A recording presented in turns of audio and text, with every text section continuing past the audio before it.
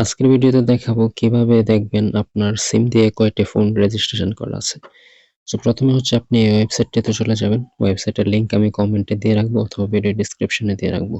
ওয়েবসাইটে যাওয়ার পর হচ্ছে আপনি এখান থেকে রেজিস্ট্রেশন করে নেবেন।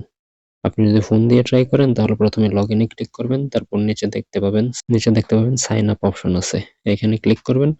তারপর আপনার ফার্স্ট নেম, লাস্ট নেম এবং ইউজার নেম দিবেন। তারপর আপনার ফোন নাম্বার দিবেন। আর এইখানে হচ্ছে আপনার আইডি কার্ড সিলেক্ট করবেন, ন্যাশনাল আইডি কার্ড সিলেক্ট করবেন। তারপর হচ্ছে আপনার আইডি কার্ডের লাস্ট 4টা ডিজিট এখানে দেবেন। এখানে আপনার একটা ইমেল দেবেন, তারপর একটা পাসওয়ার্ড সিলেক্ট করে দিবেন। দেন এখান থেকে রেজিস্ট্রেশনে ক্লিক করবেন, তাহলে আপনার ওয়েবসাইটে রেজিস্ট্রেশন কমপ্লিট হয়ে যাবে। তারপর জাস্ট এখান থেকে লগইন করে নেবেন। লগইন হওয়ার পরে আপনি দেখতে পাবেন যে আপনার আইডি কার্ড দিয়ে কয়টি ফোন রেজিস্ট্রেশন করা হয়েছে।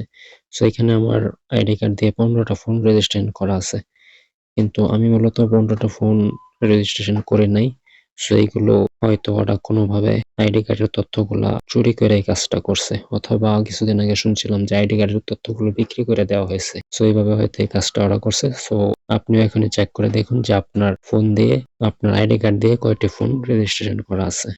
এরকম আরো ভিডিও পেতে চ্যানেলটি সাবস্ক্রাইব করুন। ধন্যবাদ সবাইকে।